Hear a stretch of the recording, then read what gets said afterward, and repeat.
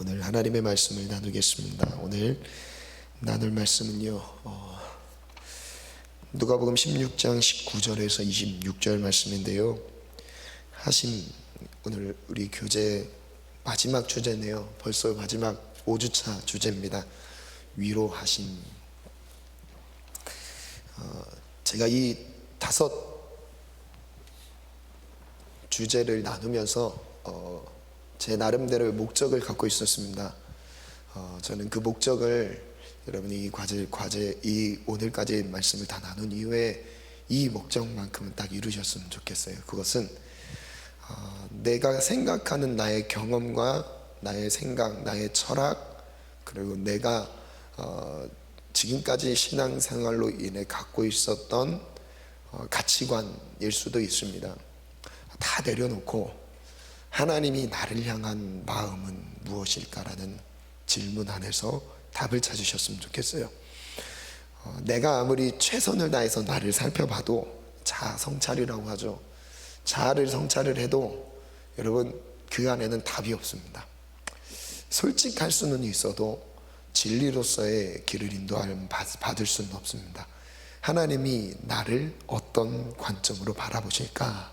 이게 정말 중요해요. 그래서 하나님이 마지막 주제로 우리를 어떻게 위로하시는지 이 주제로 하나님의 말씀을 나눌게요. 먼저 68페이지를 보니까 4가지 그림이 나오죠. 나는 무엇으로 위로를 받나요? 사람마다 제각각 위로를 받는 방법이 다릅니다. 한번 첫 번째 그림을 한번 띄워주세요. 이 첫 번째 그림은요, 함께하고 있는 모습입니다. 나와 함께 마음을 함께 나누고 있는 그런 친구가 될 수도 있고요, 가족이 될 수도 있죠. 함께하는 사람이 있을 때 우리는 위로를 받을 수도 있습니다. 그리고 두 번째 케이스인데요, 격려의 언어를 들었을 때입니다. 참 많이 지쳤습니다. 공부하고 일하고 수고롭게 세상 속에서 일하는 가운데, 분주하게 생활하는 가운데서 마음이 너무 지쳤습니다. 근데 집에 들어왔을 때 어머니가 말하고 있네요. 수고했어, 힘들었지? 격려의 언어를 들었습니다. 우리는 때로는 이 격려의 언어를 들었을 때 위로를 받게 됩니다. 결과보다 과정이 더 중요한 거죠. 결과로서 좋은 성적을 내었을 때, 내가 돈을 많이 벌어왔을 때, 그리고 뭔가 어떤 성과와 성취를 봤을 때, 그때 칭찬을 듣는 게 아니라 그 과정에 있어서 칭찬을 듣는 겁니다. 그때 우리는 힘을 얻게 돼요. 세 번째입니다. 도움을 받았을 때예요. 이 도움을 받았을 때는 나는 지금 이 핸드폰으로 보내 문자 메시지가 왔습니다. 10만 원이 이체되었습니다. 현실이었으면 좋겠죠. 네. 10만 원이 정말 필요했던 상황에 10만 원이 없었어요. 그런데 누군가 나의 사정을 알고 10만 원을 보내왔습니다. 이때 위로를 받죠. 네 번째입니다. 선물을 받았을 때가 있어요. 이 선물을 받았을 때, 축복을 받고 선물을 받았을 때, 내가 원하는 선물을 받았을 때 우리는 위로를 받기도 합니다. 자, 이제 본격적으로 본문으로 들어갈게요. 69페이지를 보니까 오늘은 부자와 나사로 이야기를 나누겠습니다. 부자와 나사로 말씀을 저랑 한 절씩 교독하겠습니다. 한 부자가 있어 자색 옷과 고운 베옷을 입고 날마다 호화롭게 즐기더라. 그런데 나사로라 이름하는 한 거지가 헌데투성이로 그의 대문 앞에 버려진 채 그 부자의 상에서 떨어지는 것으로 배불리려 하매 심지어 개들이 와서 그 헌데를 핥더라. 이에 그 거지가 죽어 천사들에게 받들려 아브라함의 품에 들어가고 부자도 죽어 장사되매 그가 음부에서 고통 중에 눈을 들어 멀리 아브라함과 그의 품에 있는 나사로를 보고 불러 이르되 아버지 아브라함이여 나를 긍휼히 여기사 나사로를 보내어 그 손가락 끝에 물을 찍어 내 혀를 서늘하게 하소서. 내가 이 불꽃 가운데서 괴로워하나이다. 아브라함이 이르되 예 너는 살았을 때에 좋은 것을 받았고 나사로는 고난을 받았으니 이것을 기억하라. 이제 그는 여기서 위로를 받고 너는 괴로움을 받느니라. 그뿐 아니라 너희와 우리 사이에 큰 구렁텅이가 놓여 있어 여기서 너희에게 건너가고자 하되 갈 수 없고 거기서 우리에게 건너올 수도 없게 하였느니라. 아멘. 아멘. 먼저 우리가 부자와 나사로의 생활을 한번 비교해 봤으면 좋겠어요. 19절에 보니까 부자는 어떤 생활을 즐깁니까? 날마다 호화롭게 생활했다라고 성경은 기록하고 있어요. 부자는 참 부자 중에 부자였던 것 같습니다. 근데 이 비유는 조금 극단적인 예이긴 합니다. 부자와 거지 나사로의 극적인 상황을 지금 비교하고 있는 거예요. 부자였지만 하나님이 없는 즐기는 삶을 살고 있었던 부자예요. 날마다 호화롭게 즐기고 있는 반면에 나사로는 20절에 어떻게 표현하고 있죠? 이렇게 묘사하고 있습니다. 나사로라 이름하는 한 거지라고 말합니다. 나사로는 거지였어요. 그래서 헌데투성이로 그의 대문 앞에 버려진 채 그 부자의 상에 떨어지는 것으로 배불리려 하며 심지어 개들이 와서 그 헌데를 핥더라. 거처 공간도 없고 정해진 수입도 없고 그리고 또 먹을 것도 제대로 조달받을 수 있는 곳이 없었던 거지였습니다. 그게 바로 나사로의 삶입니다. 죽게 되었어요. 누구나 죽음을 맞게 되죠. 죽음은 피할 수 없습니다. 부자도 죽었고 시간이 지나서 나사로도 죽었습니다. 22절에 보니까 죽음 이후에 어떤 일이 벌어지죠? 거지가 죽었습니다. 나사로가 죽었는데 나사로는 아브라함의 품에 안겼습니다. 천국에 갔던 거예요. 반면에 22절에 보니까 부자도 죽었습니다. 23절에 그가 음부에서 고통 중에 눈을 들어 멀리 아브라함과 그의 품에 있는 나사로를 보고 부자도 죽음에 이르렀어요. 근데 부자는 음부 지옥에 떨어졌습니다. 참 이상하죠. 날마다 호화롭게 뭔가 축복을 받았던 삶 같았는데 죽음 이후에 지옥이라니. 이런 일이 있을 수 있습니다. 아니 많이 일어납니다. 부자는 아브라함에게 무엇을 구하죠? 24절에 보니까 손가락 끝에 물을 찍어서 내 혓바닥을 서늘하게 해주세요. 물 한 방울도 얻을 수 없는 끔찍한 지옥에 부자는 떨어졌어요. 나사로는 왜 죽었을 때 위로를 받았고 부자는 왜 죽었을 때 괴로움을 받았을까요? 이유는 무엇이었을까요? 차이는 분명히 성경에서 구체적으로 소개하진 않습니다. 다만 이 비유를 통해서 우리에게 깨닫게 하고자 하시는 게 있었어요. 무엇이냐면 나사로는 죽었을 때 위로를 받았던 이유는 25절에 소개하고 있죠. 살았을 때 고난을 받았기 때문이에요. 살아있을 때 이 땅에서 사는 동안 고난 받느라 거지가 된 겁니다. 여러분, 하나님이 함께 하시는데 거지가 될 수 있을까요? 질문이에요. 좀 이따 다루겠지만, 관점의 전환에서 다루겠지만, 나사로의 이름의 뜻 안에는 하나님이 함께 하시는 은혜가 있습니다. 여러분, 하나님이 함께 하시면 거지가 될 수 있을까요? 질문이에요. 하나님이 함께 하시지 않는데 부자가 될 수 있을까요? 될 수 있어요. 역시 될 수 있습니다. 부자가 죽은 이후에 지옥에서 괴로움 받았던 이유는 무엇이죠? 살아있을 때 좋은 것을 이미 다 받았기 때문이죠. 여러분, 그래서 제가 자주 도전하잖아요. 청년의 때는 열매를 거두는 시기가 아닙니다. 눈물을 흘리며 땀을 흘리며 씨를 뿌리는 시기예요. 지금의 고난이 장차 나타날 영광과 비교할 수 없도다. 아멘. 저를 따라 고백합니다. 지금의 고난이 장차 나타날 영광과 비교할 수 없도다. 여러분, 청년의 때 즐기고 계십니까? 청년의 때 유흥과 세상의 문화들 가운데 즐기고 있으세요? 하나님의 뜻과 거리가 먼 삶인 거예요. 여러분, 이것이 굳이 내가 즐기는 삶이라 다른 사람에게 피해를 주지 않았기 때문에 죄라 여기지 않을 수도 있겠지만요, 이 땅에서 호식하면서 즐기고 있는 이 삶을 하나님께서 무엇이라고 말씀하시냐면 지옥이라고 말씀하세요. 그 다음 질문 볼게요. 부자와 나사로 사이에 큰 구렁텅이가 있어요. 어떤 문제가 있죠? 서로 건너갈 수가 없어요. 죽음 이후에는 바뀌지가 않습니다. 지옥에서 천국으로 바뀌는 게 아니에요. 죽음 이후에는 기회가 없습니다. 살아있을 때만 기회가 있습니다. 아멘. 왜곡된 관점을 한번 볼게요. 나를 위한 인생. 오늘은 이 관점에 대해서 나눌 때 인생의 목적에 대해서 다루겠습니다.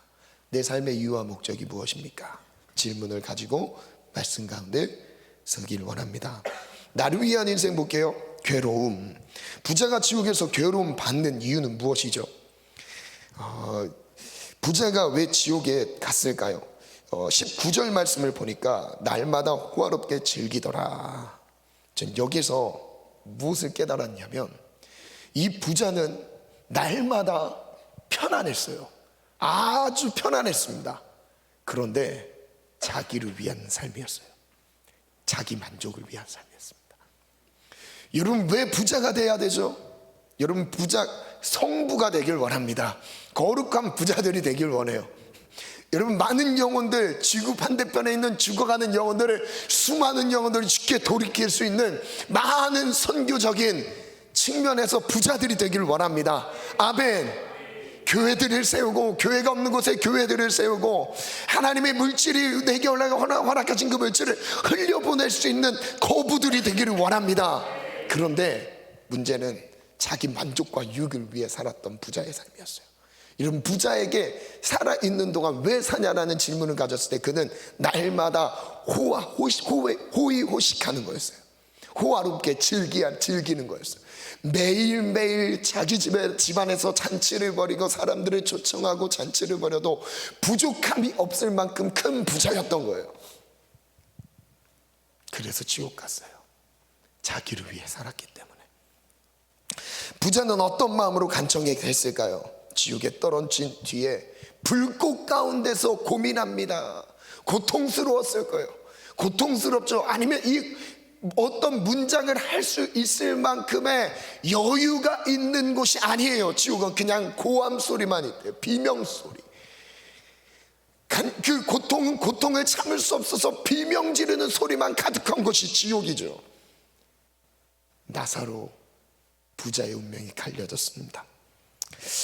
계시록 20장 12절 15절 말씀을 한번 띄워주실래요?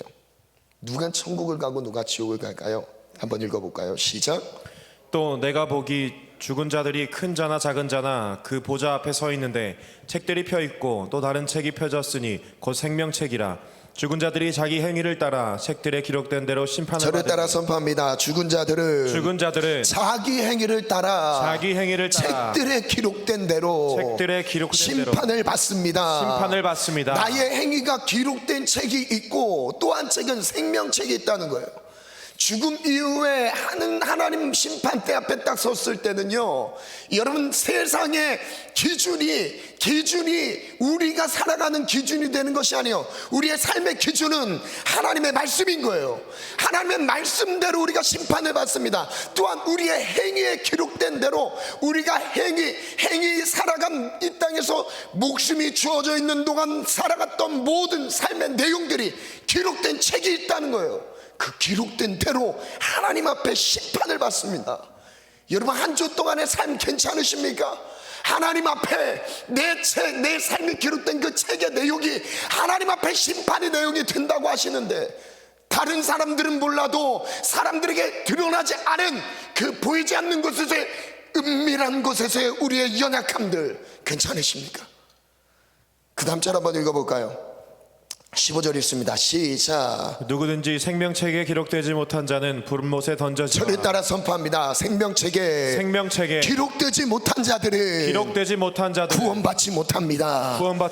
여러분 구원은 예수를 믿는 거예요. 그 예수님을 믿었다는 것은요, 삶의 변화가 따릅니다. 하나님이 우리의 행위를 다 기록하고 계신데요, 자기의 행위에 따라서 심판을 받는데 누구든지 생명책에 기록되지 않은 자는 불못에 떨어집니다. 이게 무서운 거죠. 여러분, 예수님을 믿는다는 것, 하나님의 살아계심을 인정한다는 것은요, 하나님의 심판 역시 인정하는 거예요. 심판 역시 그 심판을 우리가 실제 인정하면서 살아가는 거예요. 여러분, 하나님 두렵습니다. 여러분, 물론 하나님 사랑의 하나님이에요. 그런데 두려워요. 여러분, 두려움이 없다는 건요, 잘못된 신앙을 하고 있는 거예요.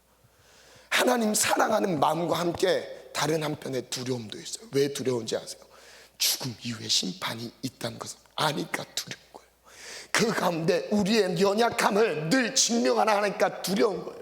늘 연약함 아닌 줄 알면서도 넘어지고 쓰러지는 내 내면의 수많은 갈등의 문제들을 알고 있으니까 두려울 수밖에 없는 거예요. 그래서 매일매일 십자가 붙들고 주의 보혈의 능력이 아니면 나 살 수 없습니다, 그 고백을 가지고 살아가는 것이죠.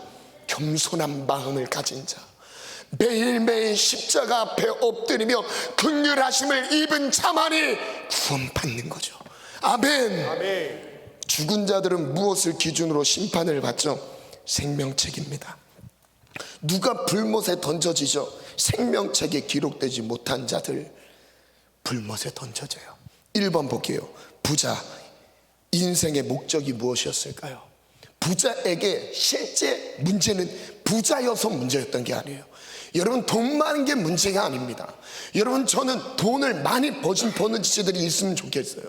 돈을 많이 버는 게 문제가 아니에요. 실력과 능력을 갖춘 게 문제가 아닙니다. 사람으로부터 인정을 받는 게 문제가 아니에요. 우리는 더 영향력을 나타내기 위해 그런 영향력들을 취하는 것도 맞습니다. 그런데 문제는 무엇이냐면, 많이 가졌으나 삶의 목적이 없었던 거예요.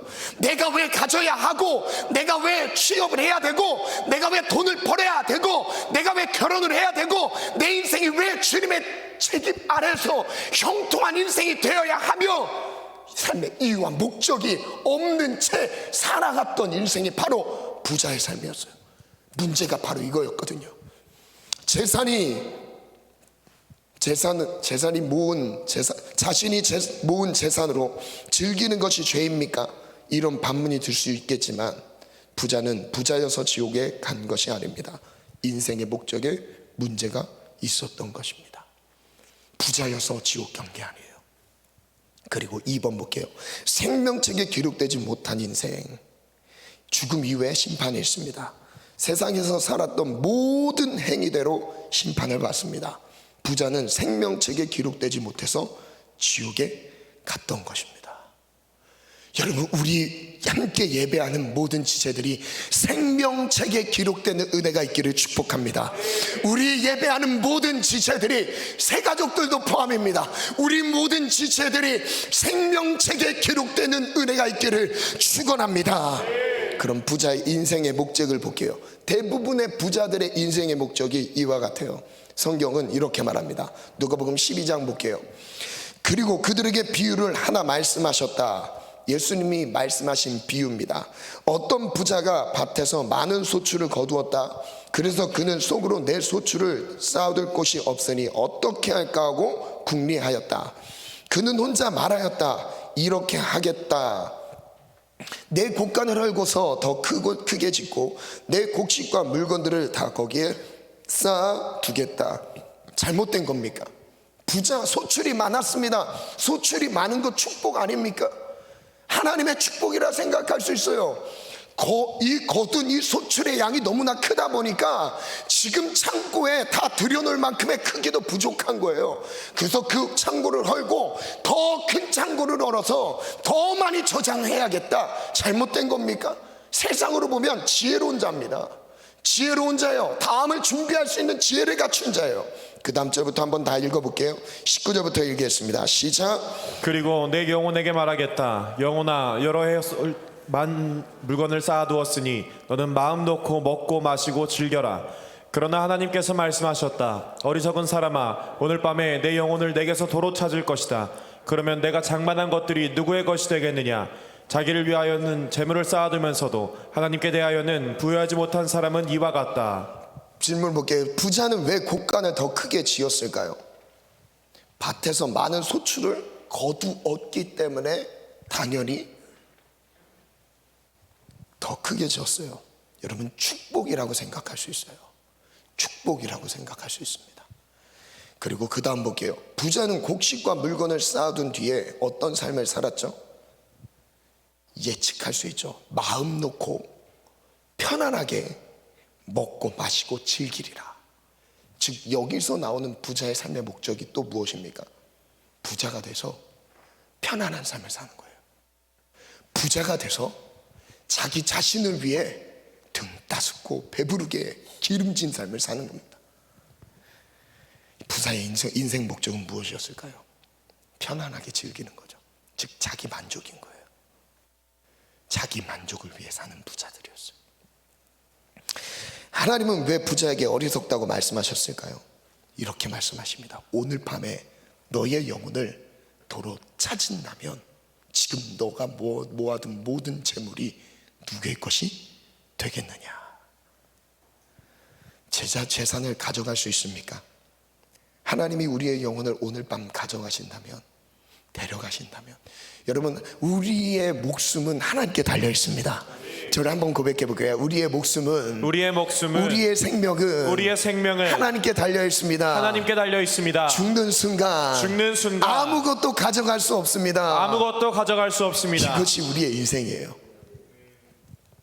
하나님께 대하여 부유하지 못하다는 것은 무슨 뜻일까요?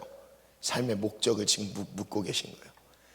하나님에 대해서는 살아가지 않는 삶, 자기 인생을 위해서는 집중하고 있어요. 하나님이 없는 삶이에요. 삶 속에. 첫 번째예요. 복받은 부자. 아이러니하지 않습니까? 아마 부자는 이렇게 생각했을 수도 있습니다. 하나님이 축복해서 소출이 풍성했다. 밭에 많은 소출로 인해 부자가 되었습니다. 아마도 하나님이 베풀어 주신 축복으로 생각하지 않았을까요?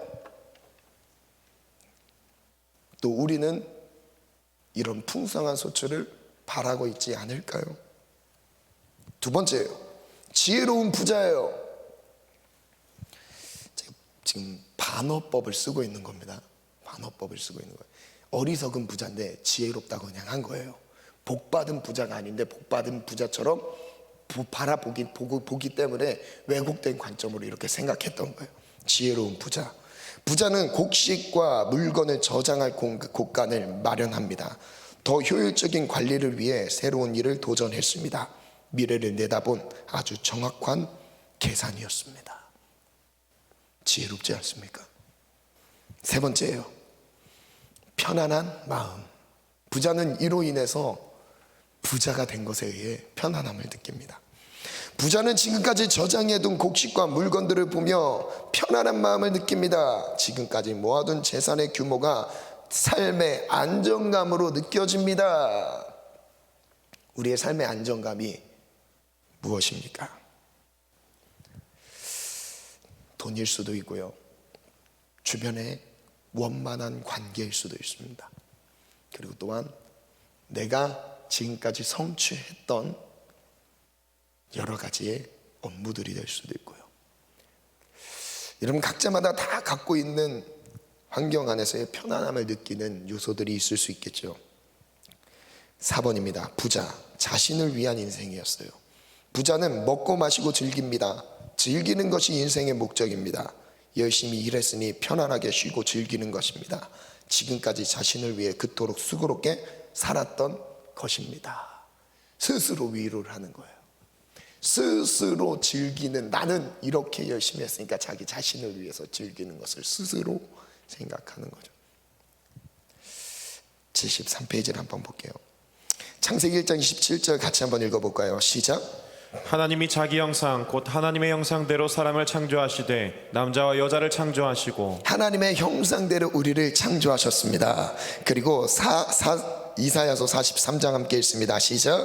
이 백성은 내가 나를 위하여 지었나니 나를 찬송하게 하려 함이니라. 우리를 지으신 목적을 말씀하세요. 절에 따라 선포합니다. 나를 창조하신 목적은 나를 찬송하신 목적은 하나님을 찬송하게, 하나님을 찬송하게, 하나님께 영광 돌리게 하나님께 영광 돌리게 하려 하심입니다. 하려 하심입니다. 그래서 마태복음 6장 31절부터 보니까 이방인들, 즉 하나님을 모르는 사람들이 구하는 기도 제목들을 말씀하십니다. 그러므로 염려하여 이르기를 무엇을 먹을까, 무엇을 마실까, 무엇을 입을까 하지 말라. 그 다음 32절 33절 같이 읽습니다. 시작.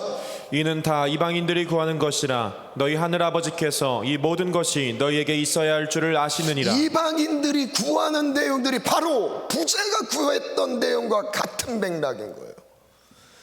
부자가 실제적으로 지혜롭게 복받은 삶처럼 자신의 삶을 꾸며가며 즐기며 편안한 삶을 살아갔던 것처럼 이방인들이 구하는 기도 제목은 무엇을 먹을까, 무엇을 마실까, 무엇을 입을까, 이런 기도 제목을 갖고 있다는 거예요.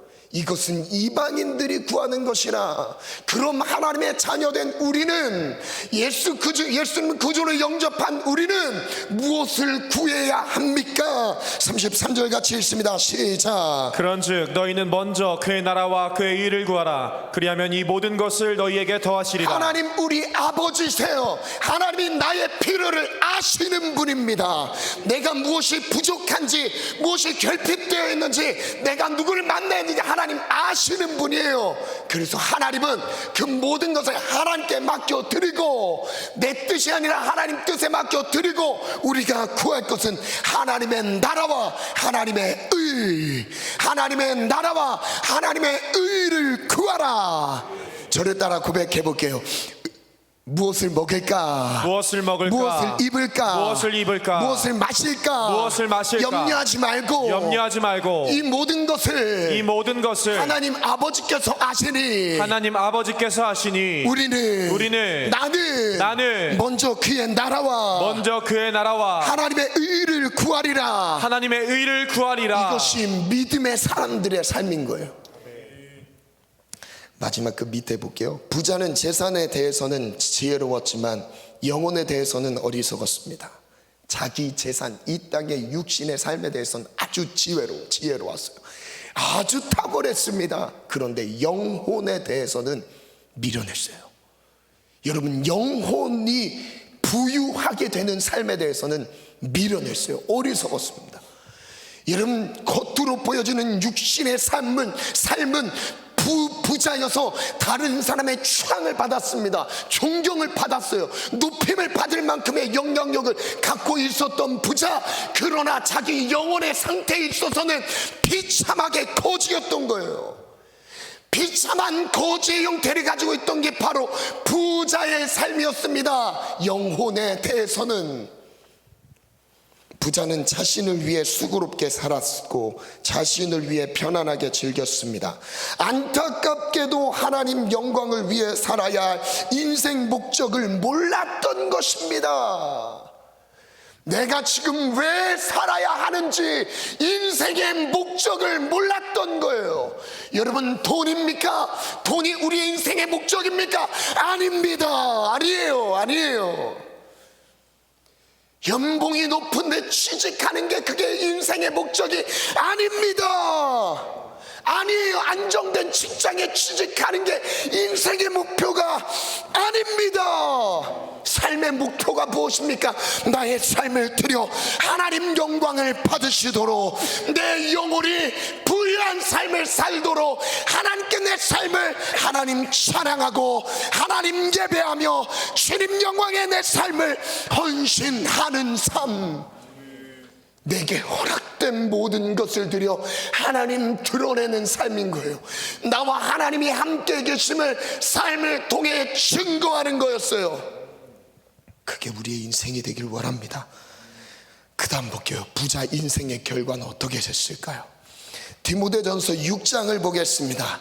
우리 한번 같이 읽겠습니다. 시작. 우리는 아무것도 세상에 가지고 오지 않았으므로 아무것도 가지고 떠나갈 수 없습니다. 우리는 먹을 것과 입을 것이 있으면 그것으로 만족해야 할 것입니다. 그러나 부자가 되기를 원하는 사람은 유혹과 올무와 여러 가지 어리석고도 해로운 욕심에 저를 떨어집니다. 따라 선포합니다. 부자가 되기를 원하는 사람은 부자가 되기를 원하는 사람은 유혹을 받습니다. 유혹을 받습니다. 올무에 빠집니다. 올무에 빠집니다. 해로운 욕심에 떨어집니다. 해로운 욕심에 떨어집니다. 여러분, 부자 자체가 목적이 아닌 거예요. 돈 자체가 목적인 게 아니에요. 목적은 무엇이냐? 하나님 영광인 거예요. 하나님 영광을 위해 달려가다가 부자가 되는 거예요. 하나님 영광에 위해 달려가다가 어떤 사람은 나사로처럼 거지가 되기도 해요. 하나님 영광을 위해 달려가다가 내 삶에 끝이 안 하겠어. 하나님께 순교의 열매로 피를 쏟아드리기도 하는 거예요. 그게 제자들의 삶인 거죠. 그게 예수님을 따랐던 제자들의 삶인 거예요. 여러분, 돈 많이 번 것이 성공입니까? 출세하는 것이 성공입니까? 사람들로 인해 명성을 나타내는 것이 성공입니까? 권세를 얻는 것이 성공입니까? 성공이 아니에요. 세상 사람의 가치관 안에서는 성공 같아 보여도 아닙니다. 죽는 순간 아무것도 남지 않아요. 이런 것들은 사람을 파멸과 멸망에 빠뜨립니다. 10절 또 읽어볼까요? 시작. 돈을 사랑하는 것이 모든 악의 뿌리입니다. 돈을 쫓다가 믿음에서 떠나 헤매기도 하고 많은 고통을 겪기도 한 사람이 더러 있습니다. 왜 먹을 것과 입을 것이 있는 것만으로도 만족해야 하죠?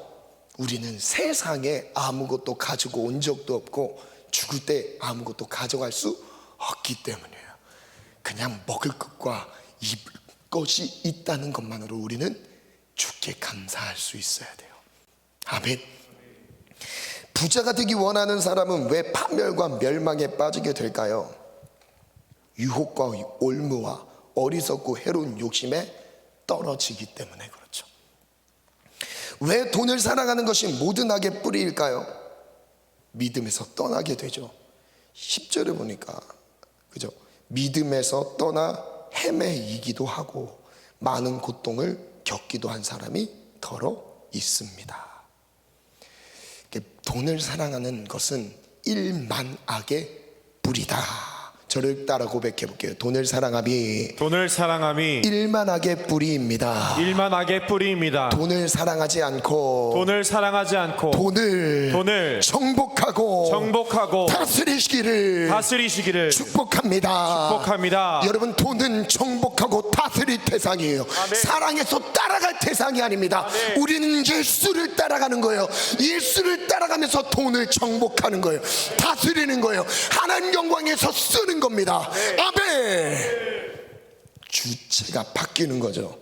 그래서 마태복음 6장 24절 같이 한번 읽습니다. 시작. 한 사람이 두 주인을 섬기지 못할 것이니 혹 이를 미워하고 저를 사랑하거나 혹 이를 중히 여기고 저를 경히 여김이라. 너희가 하나님과 재물을 겸하여 섬기지 못하느니라. 하나님과 재물 두 주인을 섬기지 못할 것이라. 하나님을 믿고 예수님을 따라가는 삶과 돈을 따라가는 삶이 같이 있을 수 있는 게 아니다.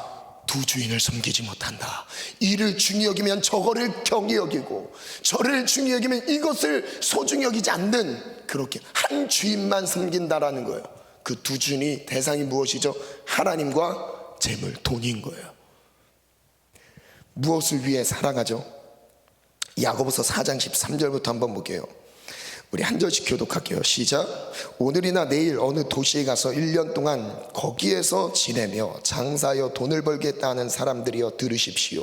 여러분은 내일 일을 알지 못합니다. 여러분의 생명이 무엇입니까? 여러분은 잠깐 나타났다가 사라져버리는 안개에 지나지 않습니다. 사람들이 이렇게 말합니다. 오늘이나 내일 다른 데 가서, 다른 지역에 가서 거기서 1년 동안 지내면서 장사하여 돈을 벌겠습니다. 여러분, 이게 나쁜 겁니까? 나쁜 거 아닌 것 같아요. 중요한 건 그 내면의 가치인 거예요. 이 사람은 모든 결정의 중심에 무엇이 있냐면 돈인 거예요. 돈을 벌기 위해 1년 동안 다른 지역에 가는 거죠. 돈을 벌기 위해 떠나는 거예요. 그런데 성경은 이렇게 말해요. 내일 일은 알지 못한다. 여러분의 생명은 무엇입니까? 잠깐 있다 사라지는 안개와 같습니다. 15절에 볼게요. 도리어 여러분은 이렇게 말해야 할 것입니다. 그럼 이렇게 말해야 된다는 거예요. 돈 때문에 우리가 저 지역 가서 1년 머물면서 사는 것, 그게 아니라 우리는 이렇게 말해야 된대요. 주께서 원하시면 우리가 살 것이고 또 이런 일이나 저런 일을 할 것이다. 즉 하나님이 원하시는 것을 하는 삶이 우리의 삶이 돼야 된다는 거예요. 하나님이 보내시면 가는 거죠. 하나님이 있으라고 하면 있는 거죠. 하나님이 가라 하시는 곳에 우리가 세워지는 것이 우리의 삶의 이유와 목적이라는 거예요. 돈이 주체가 돼서 움직이는 게 아니라 하나님이 나를 보내시는 곳에 세워지는 것이 우리의 삶의 기준이어야 되는 거예요. 하나님이 나를 부르셨냐 이거예요. 그곳으로 이끄셨냐 이거예요. 하나님 나를 그곳으로 보내셨냐 이겁니다. 그래서 주의 음성을 따라가는 거예요. 그래서 16절 같이 한번 읽어볼까요? 시작. 그런데 여러분은 지금 우쭐대면서 자랑하고 있습니다. 그와 같은 자랑은 다 악한 것입니다. 하나님은 무엇이라 말씀하시냐면 이것을 악한 것이라고 말합니다. 돈을 벌기 위해서 움직이는 삶의 주체가 돈이 되어버린 사람들, 그것을 뭐라고 하신다고요? 악한 자라고 말씀하신 거예요. 다른 사람에게 피해를 줬습니까? 왜 악한 자예요? 자기 스스로 최선을 다해서 노력하며 살아가는 사람 어쩌면 격려하고 칭찬할 수 있지 않습니까? 너 참 부지런하다, 너 참 지혜롭다, 이렇게 할 수 있어요. 그러나 주님 뭐라고 하시냐면 악한 자라고 말씀하세요. 중요한 건 부르심이에요. 하나님의 부르심이에요. 하나님의 부르심을 따라 움직이는 거예요. 하나님의 부르심을 따라 움직이는 거예요. 여기에 손해가 날지라도 주님 가라 하시면 가는 거예요. 아멘. 아멘. 여러분, 악한 것이란 무엇일까요? 많은 돈을 벌었다는 그 자체가 악한 게 아니라 하나님 없이 살아가는 인생의 목적, 하나님이 전혀 내 삶에 연관성이 없는 그 삶을 악한 거라고 말씀하시는, 그렇게 진단하신 겁니다. 여러분, 어쩜 우리가 악한 자 아닐까요? 내 삶의 이유와 목적이 하나님 한 분, 하나님이 인도하시는 대로, 하나님이 이끄시는 대로 가기보다 지금 상황에 따라서, 지금 느낌에 따라서, 세상의 흐름에 따라서 움직이고 있진 않으십니까? 여러분, 우리의 삶의 중심을 하나님의 말씀 위에 두시기를 축복합니다. 그래서 1번 볼게요. 돈, 악의 뿌리예요. 모든 악이 돈을 사랑하는 마음에서 시작됩니다. 돈은 사람의 마음을 사로잡아 유혹, 올무, 욕심에 떨어뜨리고 결국 파멸과 멸망에 빠뜨립니다. 두 번째, 돈, 마음의 주인이 돼요. 돈에는 사람의 마음을 사로잡는 신적인 힘이 있습니다. 사람들은 돈의 많고 적음에 따라 삶의 만족도가 달라진다고 생각합니다. 사람들의 마음 중심에는 돈을 의지하는 마음이 뿌리 박혀 있습니다. 인정하십니까? 아니에요. 세 번째 볼게요. 돈의 목적인데요. 우리 같이 한번 읽어볼게요. 시작. 돈이 주인된 삶은 몸의 편안을 추구합니다. 돈을 많이 벌어서 안정되고 편안한 삶을 살고 싶어합니다. 여러분, 우리 담임 목사님도 자주 말씀하시잖아요. 청년회 때 도전하라고. 편안하고 안정된 것이 아니라 하나님의 뜻과 비전을 위해, 사명을 위해 도전하라 말씀하시죠. 여러분, 바로 이거예요. 우리의 삶의 목적은 주의 부르심이에요. 아멘. 인생의 목적, 돈을 많이 버는 것이 아닙니다. 중요한 거 그 다음 빗줄이에요. 하나님이 원하시는 뜻을 분별하여 순종하는 거예요. 하나님이 무엇을 원하시는지 분별해서 순종하는 것이 우리의 삶의 목적입니다. 그 다음 중요한 문장이죠. 함께 읽습니다. 시작. 우리의 자랑은 많은 돈을 벌어들이는 것이 아닙니다. 하나님의 뜻을 분별하여 순종하는 삶을 자랑해야 합니다. 이것을 자랑합시다. 우리 공동체 안에 하나님의 뜻을 순종하는 것을 자랑합시다. 그로 인해 손해보는 것이 있어도 자랑할 수 있는 것, 그로 인해서 많은 것을 하나님이 주시는 복들이 있어도 그것 역시 간증의 이유가 되기를 축복합니다. 중요한 건 이 땅에서 우리 몸이 잘 되고 못 되고가 아니라 하나님의 뜻에 순종했는지의 여부인 거예요. 아멘. 이제 여기서 관점의 전환을 일으키셔야 돼요. 나사로의 삶을 볼게요. 하나님의 위로하심. 나사로가 천국에서 위로를 받을 수 있었던 이유는 무엇이었을 것 같아요? 여러분, 거지하면 게으른 걸 먼저 생각하죠. 근데 여기서 나오는 나사로는 그런 거지는 아닙니다. 그런 거지는 아니에요. 제가 왜 이렇게 얘기를 하는지 한번 볼게요. 말씀 16장 25절을 말씀을 한번 볼게요. 시작. 아브라함이 이르되 예 너는 살았을 때 좋은 것을 받았고 나사로는 고난을 받았으니 이것을 기억하라. 이제 그는 여기서 위로를 받고 너는 괴로움을 받느니라. 여기서 나사로의 이름의 뜻을 먼저 한번 나눠드리겠습니다. 나사로라는 이름의 뜻을 보니까 나사로, 하나님께서 도우신 자라는 뜻이에요. 이것이 히브리어로는 엘리에셀이라는 그 단어와 같은 뜻입니다. 엘리에셀 하면 떠오르는 인물이 있죠. 아브라함의 종 엘리에셀. 여러분, 엘리에셀은 돕는 자였어요. 믿음의 조상이었던 아브라함의 믿음을 돕는 역할로 종이 된 사람이었어요. 그거 같은 맥을 하고 있는 나사로. 여러분, 이 문화 안에서는요, 이름은 그 사람의 삶을 반영하죠. 그 이름을 갖고 있었다는 것은 그 사람이 이런 삶을 살았던 것을 의미합니다. 그럼 나사로는 살아있는 동안에 거지였지만 누구의 도움으로 살았다는 거예요? 하나님의 도움으로 살았던 거지였어요. 그 다음 한번 나사로는 한번 쭉 읽어볼까요? 시작. 나사로는 단순히 거지가 아니라 하나님의 도움을 받았던 가난한 자입니다. 신앙을 가졌으나 가난했던 것입니다. 가난했지만 하나님의 도움으로 살았습니다. 가난했지만 하나님의 도움으로 살았습니다. 이렇게 반문할 수 있어요. 하나님이 함께 하시는데 거지가 될 수 있습니까? 될 수 있다니까요. 하나님이 함께 하시는데 이렇게 버려질 수 있습니까? 버려질 수 있어요. 여러분, 예수님의 제자들의 삶, 그들의 인생, 마지막 인생의 결과만 한번 생각해 봅시다. 예수님의 12 제자 중에서 곱게 자연수명에 죽은 사람이 누가 있습니까? 다 비참하게 죽었어요. 순교하죠. 십자가의 길을 예수님을 따라가느라, 복음 전하느라 비참하게 죽습니다. 베드로 어떻게 죽어요? 예수님과 같이 십자가에 못 박혀 죽으면서 십자가에 거꾸로 매달려 죽습니다. 더 고통스럽게 죽었어요. 바돌롬의 껍질이 벗겨져 죽습니다. 도마의 죽음, 능지처참의 참순형의 곱게 죽은 제자들이 단 한 명도 없었어요. 여러분, 예수님을 따랐던 제자들은 더 많은 복을 얻는 사람들 아닐까요? 근데 왜 그들은 그렇게 죽어야 되죠? 우리는 잘못된 가치관을 가지고 신앙을 끌어옵니다. 하나님이 함께 하시면 돈을 많이 벌 수 있다. 하나님이 함께 하시면 취직이 잘 된다. 하나님이 함께 하시면 내 인생이 무엇인가 앞날에 육신적인 부분에서 형통하다는 걸 생각을 할 수 있습니다. 그런데 할 수도 있지만 아닐 수도 있어요. 아닐 수도 있어요.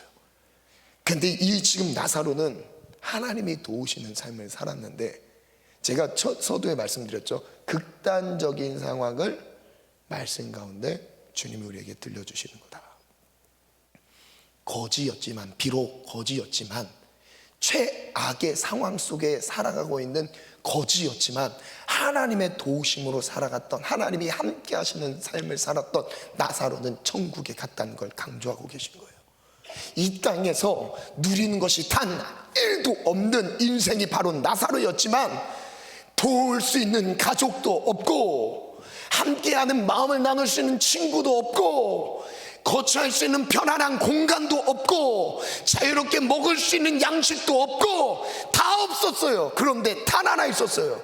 예수님, 하나님 한 분 가진 사람, 나사로였어요. 위로란 무엇일까요? 헬라어로 파라칼레오라고 발음을 합니다. 위로하다, 초청하다라는 의미입니다. 여러분, 위로와 초청은 같은 개념이에요. 하나님이 위로하는 사람들을 어디로 초청할까요? 천국으로 초청하십니다. 이 땅에서 고난받는 사람들을 하나님이 초청하십니다. 천국으로 초청하셔서 위로하세요. 파라라는 뜻은요, 곁에서, 그리고 칼레오, 부르다, 합성어죠. 곁에서 부르다, 곁에서 위로하다, 곁에서 중보하다, 이런 뜻입니다. 여러분, 이 단어가 조금 다르게 변형되면 파라클레토스라는 그 보혜사, 성령님이란 또 뜻과 같죠. 어원이 같습니다. 하나님의 위로는 자기 곁으로 부르는 거예요. 자기 곁에서 말하다의 의미를 담고 있습니다. 하나님은 고통당하는 자들 곁에 함께 하시며 위로하십니다. 제가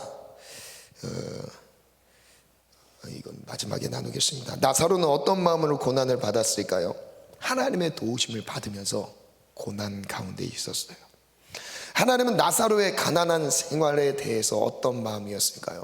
하나님의 입장에서 한번 생각해 볼게요. 나사로를 보실 때 어떤 마음이셨을까요?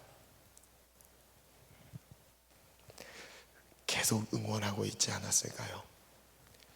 그 세상적으로는 채워지지 않는 그 상황을 하나님은 끊임없이 보이지 않는 것들로 계속 위로하시며 채워주셨을 것입니다. 글을 한번 볼게요. 하나님의 도우심 볼게요. 나사로는 거지였지만 하나님의 도움으로 살았습니다. 세상에서는 아무도 나사로를 돕지 않았지만 하나님은 나사로의 마음을 항상 도우셨습니다. 하나님의 위로하심을 볼게요. 하나님은 세상에서 고난받았던 나사로를 천국에서 위로하십니다. 하나님 곁으로 부르시며 말씀으로 위로하십니다. 한번 그 다음 글을 한번 읽어볼까요? 시작. 비록 비천한 상황일지라도 하나님의 도움으로 살아가야 합니다. 세상적인 부를 즐길 수 없을지라도 하나님과 함께한 자들을 끝내 위로하십니다. 하나님과 함께한 자들을 끝내 위로하십니다. 나사로는 어떻게 고난을 견딜 수 있었을까요? 저는 마태복음 5장 예수님의 가르침이 떠올랐습니다. 애통하는 자는 복이 있나니 그들이 위로를 받을 것이미요. 하나님은 누구를 위로하시죠? 애통하는 자를 위로하십니다. 여러분 힘든 일이 있으세요? 고난 중에 있는 지체들이 있으세요? 주께 기도합시다. 고린도후서 4장 17절 18절을 우리 다 같이 한번 읽겠습니다. 시작. 지금 우리가 겪는 일시적인 가벼운 고난은 비교할 수 없을 정도로 영원하고 크나큰 영광을 우리에게 이루어 줍니다. 우리는 보이는 것을 바라보는 것이 아니라 보이지 않는 것을 바라봅니다. 보이는 것은 잠깐이지만 보이지 않는 것은 영원하기 때문입니다. 일시적인 가벼운 고난을 받으면 어떤 결과가 주어지죠? 지금 우리가 받는 가벼운 고난, 결국 영원하고 큰 영광을 보게 됩니다. 그 다음 78페이지 볼게요. 보이는 것과 보이지 않는 것은 어떤 차이가 있죠? 여러분 보이는 것은 잠깐이에요. 네, 잠깐 켜주세요. 보이는 것은 잠깐이에요. 보이지 않는 것은 영원합니다. 제가 시간 되면 불을 꺼달라고 해서 껐는데요. 이제 금방 끝날 겁니다. 하나님의 위로하심을 볼게요. 하나님의 위로 때문에 고난을 견딜 수 있었습니다. 하나님의 위로가 있었어요. 그래서 고난을 견딜 수 있었어요. 그리고 또 다음 하나는 하늘의 영광, 보이지 않는 하늘의 영광을 바라보았기 때문에 견딜 수 있었습니다. 이 땅에서의 고난을 당하는 동안 그 고난을 견딜 수 있는 힘은 하나님의 위로와 하늘에서의 영광을 바라볼 때입니다. 그렇다면 천국에는 어떤 위로가 있을까요? 마지막 말씀이네요. 계시록 7장 16절 말씀 17절 같이 한번 읽겠습니다. 시작. 그들이 다시는 주리지도 아니하며 목마르지도 아니하고 해나 아무 뜨거운 기운에 상하지도 아니하리니 이는 보좌 가운데에 계신 어린 양이 그들의 목자가 되사 생명수 샘으로 인도하시고 하나님께서 그들의 눈에서 모든 눈물을 씻어 주실 것입니다. 모든 눈물을 씻어 주실 것입니다. 그 천국에서의 위로, 그 다음 계시록 21장 3절 4절인데요. 또 한번 읽습니다. 시작. 하나님이 그들과 함께 계시리니 그들은 하나님의 백성이 되고 하나님은 친히 그들과 함께 계셔서 모든 눈물을 그 눈에서 닦아주시니 다시는 사망이 없고 애통하는 것이나 곡하는 것이나 아픈 것이 다시 있지 아니하리니 처음 것들이 다 지나갔음이로라. 천국에는 어떤 위로가 있나요? 다시는 주림도 없습니다. 배고픈 거죠. 다시는 목마름도 없습니다. 해나 뜨거운 기운에 상함도 없습니다. 모든 눈물을 그 눈에서 닦아주십니다. 사망이 없습니다. 애통하는 것이나 곡하는 것이나 아픈 것이 없습니다. 반주 준비해 주시고 내게 허락하신 시련을 통해 반주해 주세요. 목자 되신 어린 양은 어디로 우리를 인도하시죠? 생명수 샘으로 인도하십니다. 모든 눈물을 씻어주신다는 약속은 어떤 의미일까요?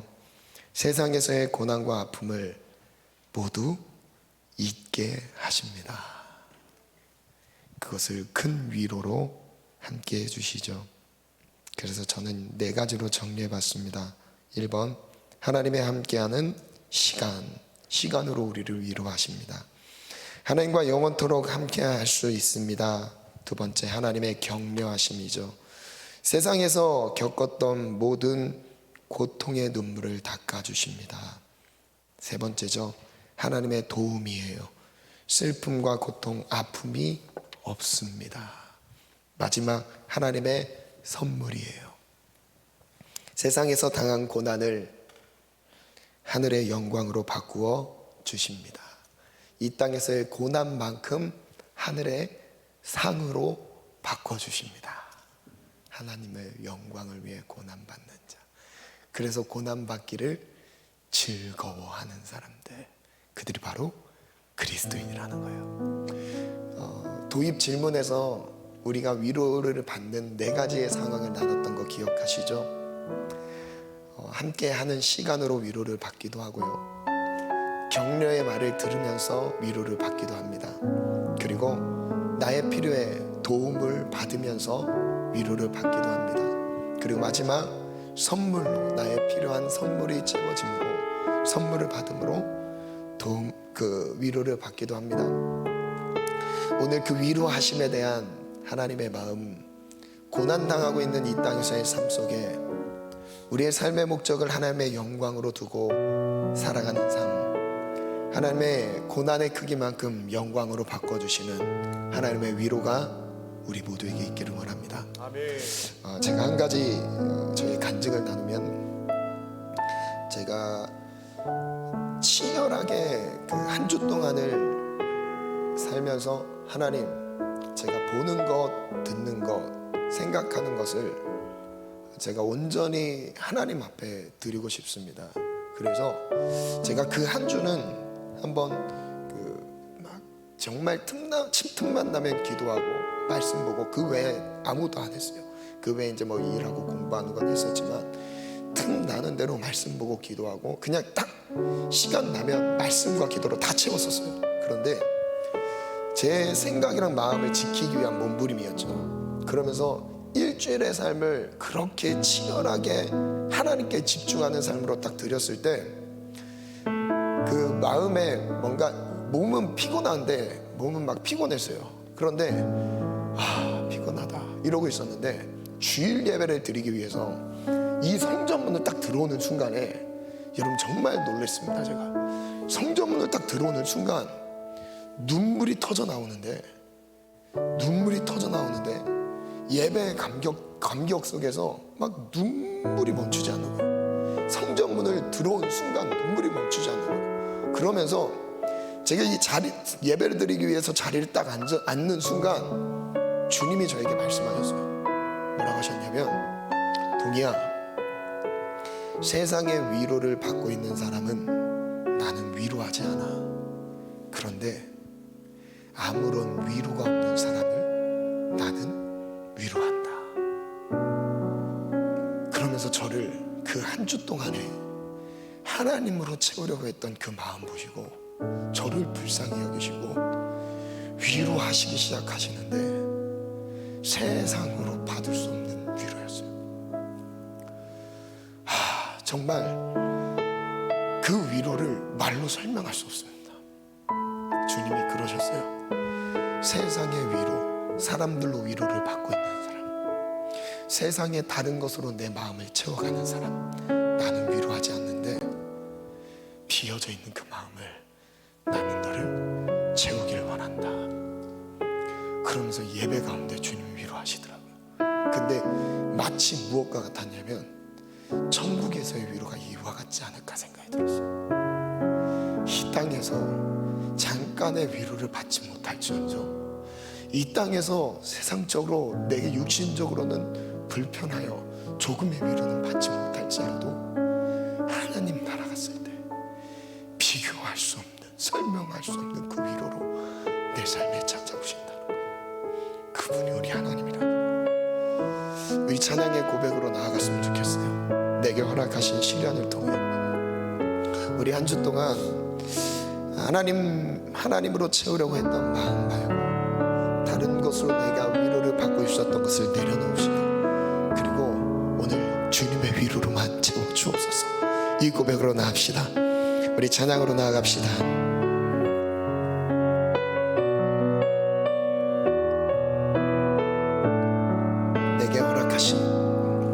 내게 허락하신 시련을 통해 나의 믿음 더욱 강하게 자라나고,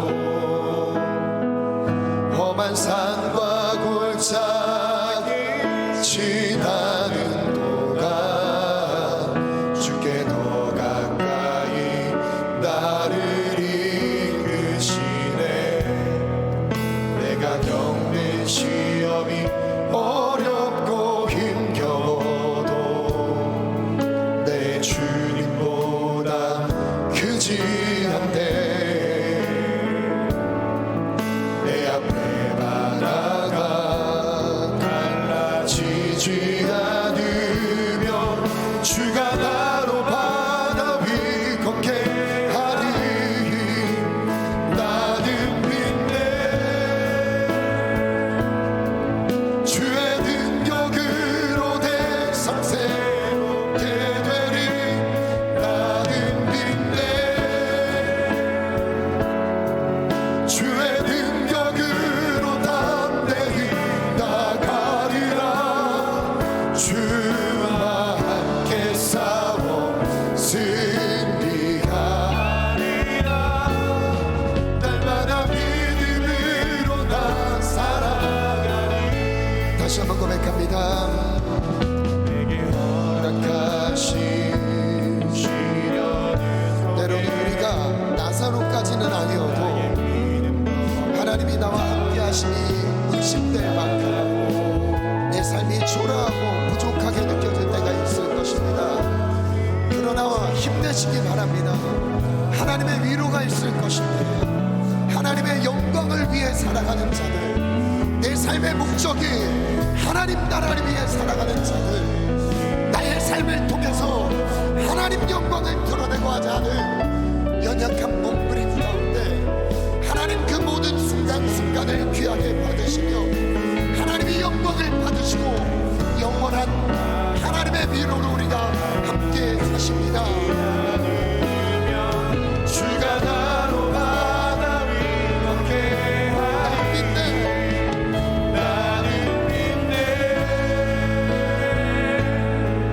주의 능력으로 내 삶 새롭게 되리.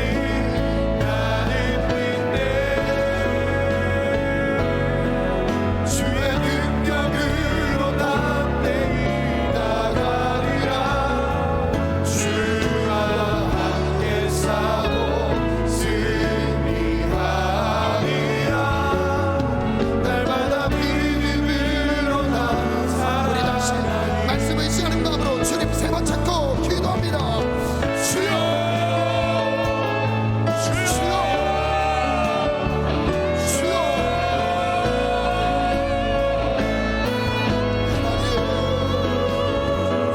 하나님, 나의 삶의 목적, 내가 살아가는 이유가 무엇입니까? 하나님, 내가 살아가는 이유와 목적이 무엇입니까? 하나님, 내가 살아가는 이유가 무엇입니까? 내가 지금 무엇을 위해 이렇게 수고롭게 살아야 합니까? 주님, 하나님이 내 삶의 이유가 되기를 원합니다. 하나님, 내 삶의 이유와 목적이 되기를 원합니다. 주의 영광을 위하여 살기를 원합니다.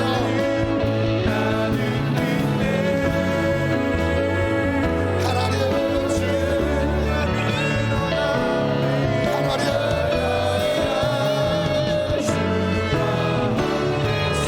하나님, 나의 삶의 이유와 목적이 되어 주옵소서.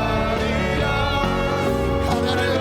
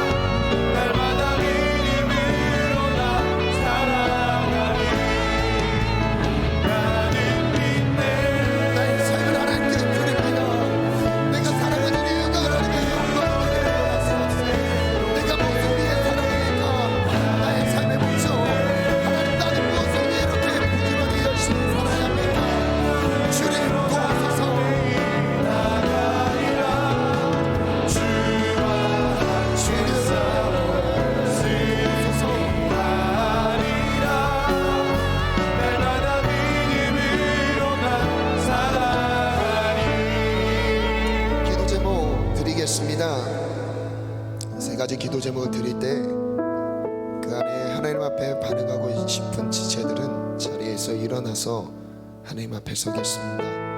자리에서 일어선다라는 것은 내가 주님 앞에 있습니다라는 것을 고백하는 것을 언어로만이 아니라 우리의 전 존재로 하나님 앞에 고백하는 의미입니다. 첫 번째 기도 제목입니다. 나의 삶의 목적이 무엇입니까? 하나님, 내가 무엇을 위해 살아가야 합니까? 내가 그 목적을 모른 채 방황했음을 고백합니다. 하나님이 나의 삶의 이유와 목적이기보다 돈이었습니다. 세상의 재물, 그리고 세상의 유행, 세상의 편안이었습니다. 하나님이 모든 것을 내려놓고 내 삶의 목적이 하나님임을 고백합니다. 기도 제목이 있으신 분들 자리에서 일어나겠습니다. 부자의 문제는 부자여서 문제가 아니었습니다. 즐겼다는 것 때문에 문제가 있었던 것이 아닙니다. 부자의 문제는 삶의 목적이 자기 자신만을 위해 사는 삶이었던 것입니다. 오늘 우리의 고백 속에 하나님, 나의 만족과 유익을 위해 사는 삶을 내려놓고 이제 하나님의 영광을 위해 일어섭니다. 이 고백을 받으소서. 두 번째 기도 제목입니다. 나사로의 연약했던 그 모든 고난 속에 있었던 상황을 기억합니다. 하나님, 내가 고난 중에 있습니다. 이 땅에서의 고난 이겨낼 힘이 필요합니다.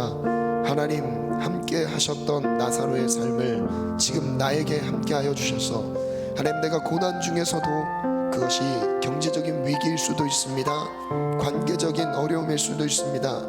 미래에 대한 암담함을 느끼는 지체일 수도 있습니다. 그 어떤 형태의 고난이든 하나님 앞에 올려드립시다. 하나님, 이 고난 중에 나와 함께하여 주옵소서. 고백이 있으신 분들 자리에서 일어나겠습니다.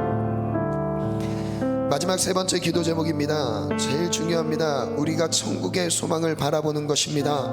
하나님, 내가 천국을 바라봅니다. 천국의 소망을 두겠습니다.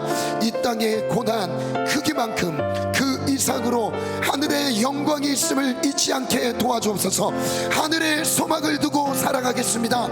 하나님, 나의 시선을 하나님의 나라에 두고 살아가겠습니다.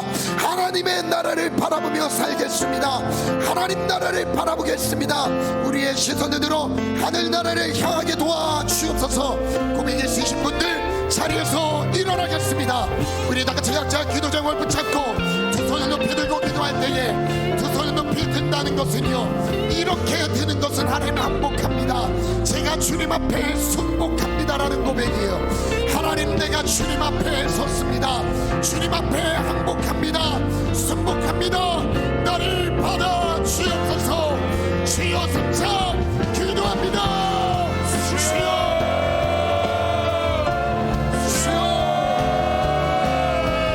주여.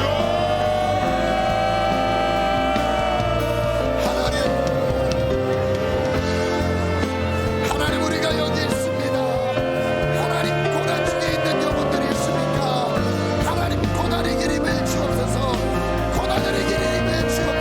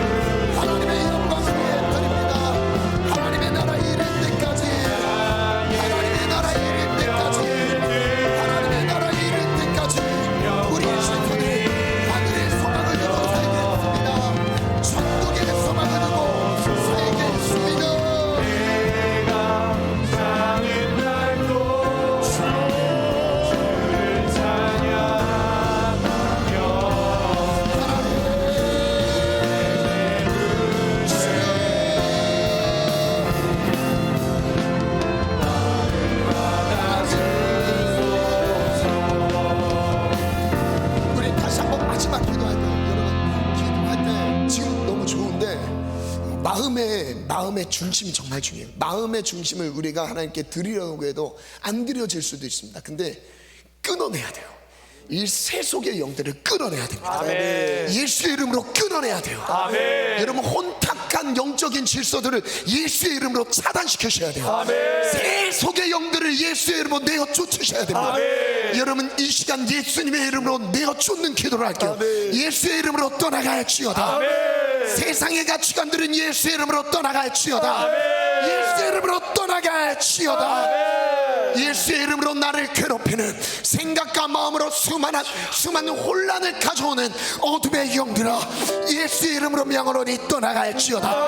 저를 따라 선포합니다. 세속의 영들아, 세속의 영들아, 예수의 이름으로 떠나갈지어다. 예수 이름으로 떠나갈지어다. 정신과 마음에 정신과 마음에 혼탁하게 하고 혼탁하게 하고 혼란하게 하는 더러운 영들아, 더러운 영들아, 예수의 이름으로 떠나갈지어다. 예수의 이름으로 떠나갈지어다. 떠나갈지어다. 두려움과 좌절과 절망을 예수의 이름으로 명하노니 예수 이름으로 명하노니 떠나갈지어다. 여러분, 우리가 싸워서 이기는 게 아닙니다. 우리에게 명령권과 선포권이 있어요. 아멘. 명령하는 거예요. 명령할 때 사라집니다. 예수의 이름으로 명령할 때 사라져요. 떠나갑니다. 여러분, 우리가 힘을 다해서 싸울 때 이기는 게 아닙니다. 믿음으로 싸우시길 바랍니다. 믿음으로 내어 쫓으시길 바라요. 오미 꾸짖 노니 예수의 이름으로 생각과 정신과 마음에서 떠나갈지어다. 삶의 잘못된 모든 문화들은 예수의 이름으로 사라질지어다. 예수의 이름으로 명령 선포하며 대적하는 기도, 마지막 우리 1분만 더 기도합니다. 1분 부르짖어서 주여 삼창 기도합니다. 주여,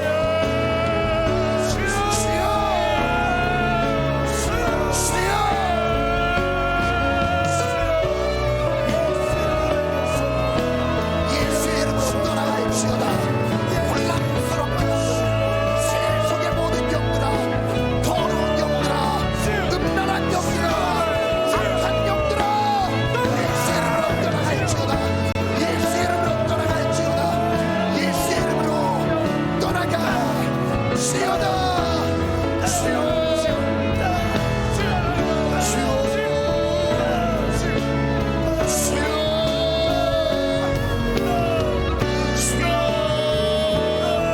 아버지요, 예수의 이름으로 명예 떠나세요. 예수의 이름으로 명예 꾸짖으세요. 예수의 이름으로 떠나가라. 세속의 영아, 우리의 정신과 마음을 혼란하게 하는 어둠의 모든 질서들을 예수의 이름으로 떠나갈지어다.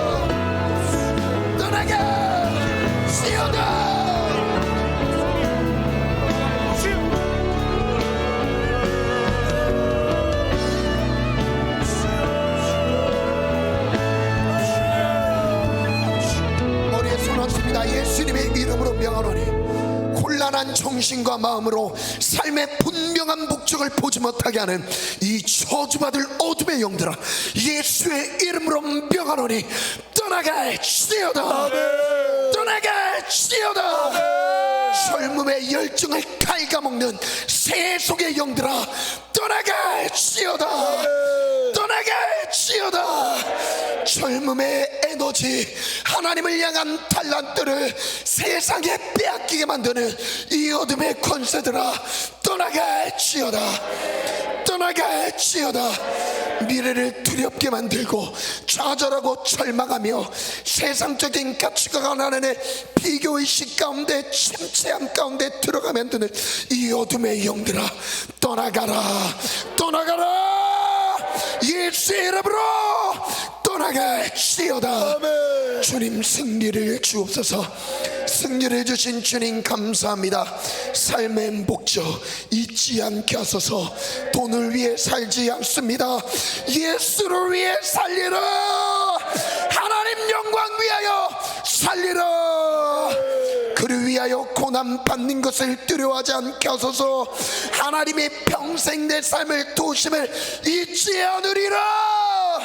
천국에 소망 두고 달려가겠습니다. 우리의 시민권은 하늘에 있는지라 거기로부터 오고 구원하는 자 주 예수 그리스도를 기다리더니 벽대를 향하여 하나님이 위에서 부르신 부름의 상을 위하여 달려가노라. 청년의 때 복되게 하소서.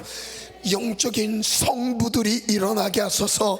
하나님의 거룩한 부자들이 일어나게 하셔서 물질을 정복하게 하소서. 다스리게 하소서.